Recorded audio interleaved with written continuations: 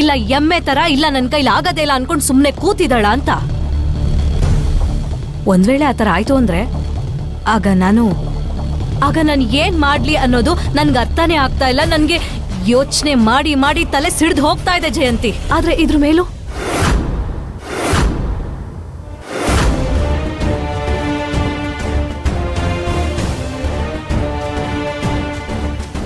ನನ್ ಮಾತ್ ಯಾಕೆ ಅರ್ಥ ಮಾಡ್ಕೊಳ್ತಿಲ್ಲ ಎಮ್ಮೆ ಪೂಜಾ?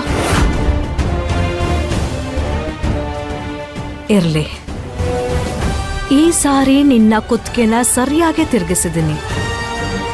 ಹೇಳ್ತಾರಲ್ಲ, ಮನುಷ್ಯ ಬೇಕಾದ್ರೆ ದೇವ್ರ ಜೊತೆ ಹೋರಾಡ್ಬಿಡ್ತಾನೆ, ಆದ್ರೆ ತಾಯಿ ಜೊತೆ ಎಂತ ದೊಡ್ಡ ವ್ಯಕ್ತಿ ಆದ್ರೂ ಕೂಡ ಹಠ ಸಾಧಿಸಕ್ಕಾಗಲ್ಲ. ಪೂಜಾ ಇದಕ್ಕೆ ತಲೆ ಬಾಗ್ಲೇಬೇಕು.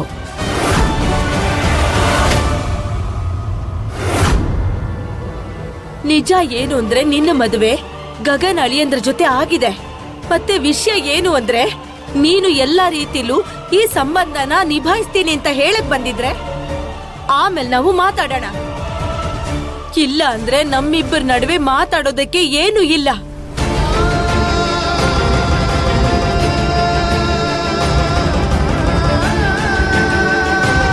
ಯಾಕೆ ನೀನು ಹೀಗ್ ಮಾಡ್ತಿದೀಯ ಪೂಜಾ?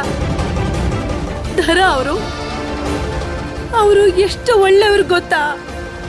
ನಿನಗೋಸ್ಕರ ಅವರು ಗಗನ್ ಅಳಿಯಂದ್ರಿಂದ ದೂರ ಉಳಿದಿದ್ದಾರೆ.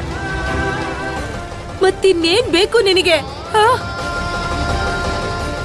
ಆದ್ರೆ ಸಮಾಧಾನ ಮಾಡ್ಕೊ. ನಿನ್ನ ಆರೋಗ್ಯ ಸರಿ ಇಲ್ಲ, ಇನ್ನೂ ಆರೋಗ್ಯ ಹಾಳಾಗತ್ತೆ. ನನ್ ಮಾತನ್ ಕೇಳು, ನಾನು ಎಲ್ಲ ಹೇಳ್ತೀನಿ ನಿಂಗೆ.